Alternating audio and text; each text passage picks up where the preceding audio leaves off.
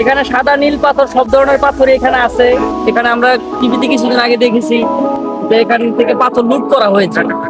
এই লুটকৃত পাথর আবার ফেরত দেওয়া হয়েছে, তারপর থেকে পাথরের কালার নাকি একদম পরিবর্তিত হয়েছে। তাই সেটা নিয়ে আমরা অভ্যন্তরীণ বিষয়টা আমরা বলতে পারবো না। যেটা আমরা আপনার ওয়াসিমের নিমন্ত্রণে আমরা এসেছি, আনন্দ করতে হবে এটাই জানি। তাহলে কি আপনি বলতে চাইছেন যে সাদা পাথর নিয়ে বেটারা কালা পাথর দিয়ে গেছে? হ্যাঁ, হইতে পারে এরকমটাও। অভ্যন্তরীণ বিষয় তো আমরা তো জানি না, আমরা তো এখানকার লোকাল না ভাই। হইতে পারে। দর্শক, আপনারা শুনলেন যে আসলে পাথরের কাহিনীটা।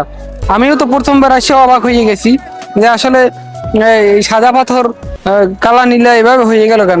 পুরো সাদা থাকলে তো আরো ভালো লাগতো, কারণ এখানে অনেক সাদা মানুষও আসছে যার দিকে সবাই তাকাই থাকে। তো আপাতত ভিডিও শেষ করছি, এখন জানমারি খামু, পরে কথা হইবে। আল্লাহ হাফেজ।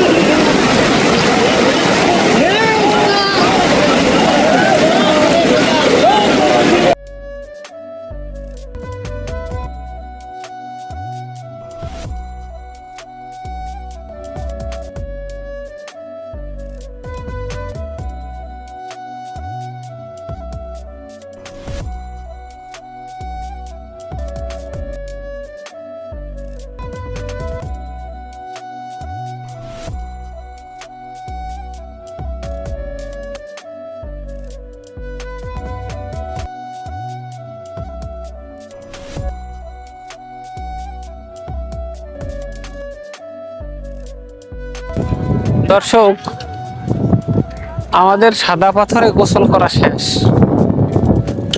এখন আমরা যাবো রাতারগুল। এই জায়গাগুলোর নাম একটু কঠিন। প্রথমে আমি একজনের দ্বার জিজ্ঞেসি, ভাই কই যাবেন? ভাই দাদারগুল। ভাই রাতারগুলি কইছে, আমি শুনছি দাদারগুল। আসলে না, জায়গাটার নাম হচ্ছে রাতারগুল। এখন আমরা রাতারগুলে যাব। সাদা পাথর ডুবন্নি আমাকে শেষ। এখন আবার আপনাকে লগে কথা হইবে রাতারগুল থেকে।